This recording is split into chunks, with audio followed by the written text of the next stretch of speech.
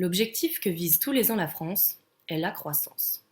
Cette dernière est le fait d'augmenter la production d'une année sur l'autre. En 2015, la croissance atteindrait plus 1,1% et devrait arriver à plus 1,3% entre juin 2015 et juin 2016. Le climat des affaires est un indice basé sur 100 qui fonctionne comme un thermomètre. Lorsque ce dernier est supérieur à 100, le climat est propice et lorsqu'il est inférieur, celui-ci est défavorable.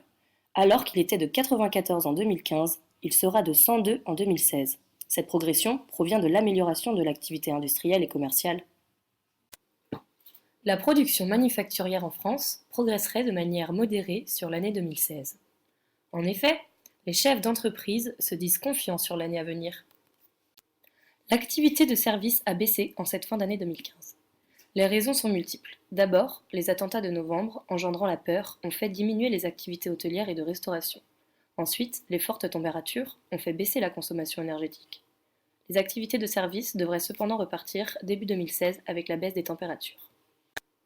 La construction contribuait de manière négative au PIB depuis 2 ans.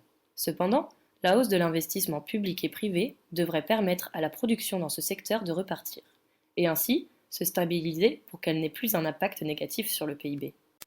Le CICE, Crédit Impôt pour la compétitivité et l'emploi, est un allègement fiscal accordé aux entreprises qui embauchent et tend à favoriser l'emploi. L'intérim et l'emploi salarié devraient en bénéficier au cours de l'année 2016. Ce seraient 35 000 postes supplémentaires pour le premier semestre. L'emploi total, quant à lui, devrait atteindre plus 73 000 postes à cette même période. Après avoir augmenté de manière ponctuelle, le chômage retrouverait son niveau de mi-2015, donc 10,2%, ce qui est loin du plein emploi qui est de 5%. Cette légère baisse par rapport à la fin 2015 serait due à l'augmentation plus rapide de la création d'emplois par rapport à la variation de la population active. L'inflation est l'augmentation générale des prix. Cette dernière est très modérée en 2015, ce qui veut dire que les prix n'ont presque pas augmenté sur cette année. En 2016, l'inflation devrait augmenter du fait de la hausse des taxes, de la baisse du cours de l'euro, qui engendre une hausse des prix des produits importés. Cependant, la baisse du prix des matières premières et du pétrole devrait ralentir cette hausse. Les salaires nominaux, salaires réellement perçus par le salarié, ont augmenté de 1,6% en 2015 et devraient continuer d'augmenter pour atteindre plus 0,8% au premier semestre 2016.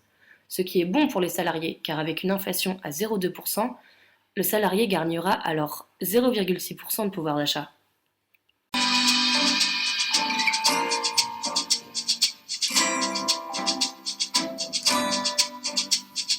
Created using Powtoon.